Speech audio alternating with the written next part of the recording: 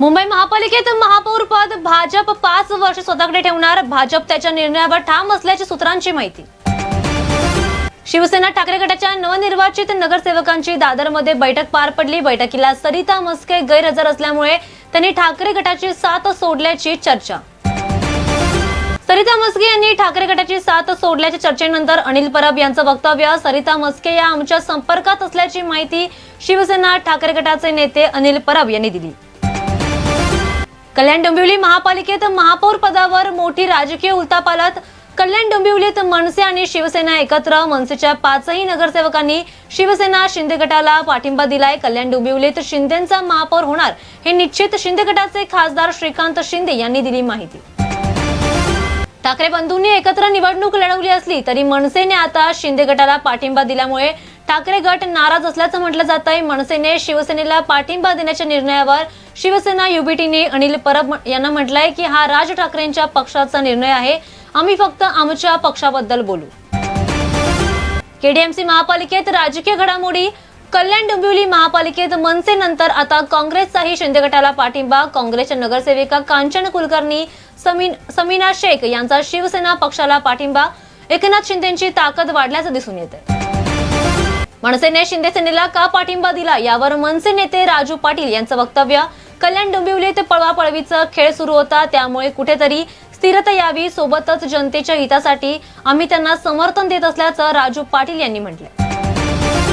पुणे जिल्हा परिषदेत भाजप आणि शिंदे सेना स्वबळावर निवडणूक लढणार. महापालिका निवडणुकीनंतर आता पुण्यात सुद्धा दोन्ही मित्र पक्षांची युती तुटली.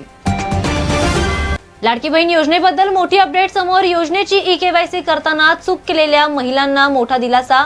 लाभार्थ्यांना अंगणवाडी सेविकांमार्फत प्रत्यक्ष पडताळणी करण्याच्या सूचना दिल्या.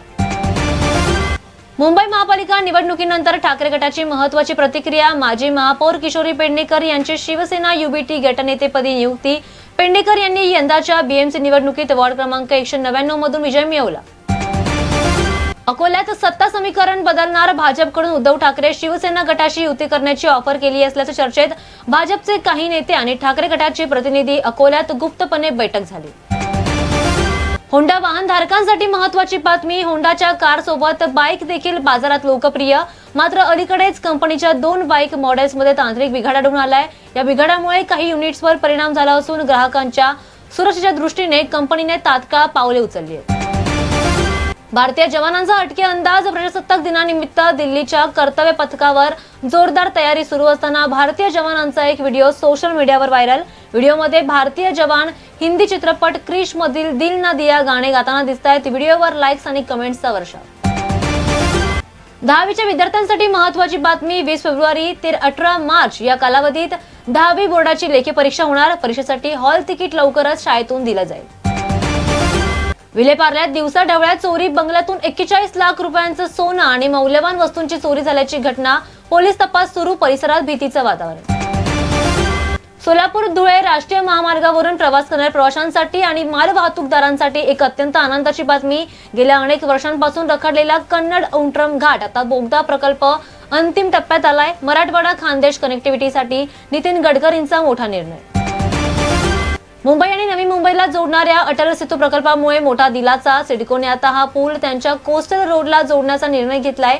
या उपक्रमाअंतर्गत सिडको गव्हाण गावातील शिवाजीनगर इंटरचेंजवर 6 रॅम्प बांधणार. प्रवाशांच्या वाढत्या मागणीनंतर मध्य रेल्वे विशेष सेवा सुरू करणार. मध्य रेल्वेने मुंबईहून पुणे, अमरावती, नांदेड आणि कोल्हापूर दरम्यान विशेष रेल्वे सेवा सुरू करण्याचा निर्णय घेतलाय. मुंबईत सोने चांदीच्या किमतीमध्ये बदल. 22 कॅरेट सोन्याच्या 10 ग्रॅमची किंमत 1,44,150 रुपयांवर पोहोचली आहे, तर चांदी प्रति किलोग्रॅम 3,30,000 रुपयांवर पोहोचली. पालघरमध्ये नागरिकांचा ठिय्या आंदोलन. वाढवण आणि मुरबे बंदराचा प्रकल्प बंद करणे सोबतच अशा विविध 12 मागण्यांसाठी मोर्चा. ज्वलंत प्रश्नांवर मार्क्सवादी पक्षाचं आंदोलन. जोपर्यंत मागण्या पूर्ण होत नाहीत तोपर्यंत आंदोलन करण्याचा दिला इशारा.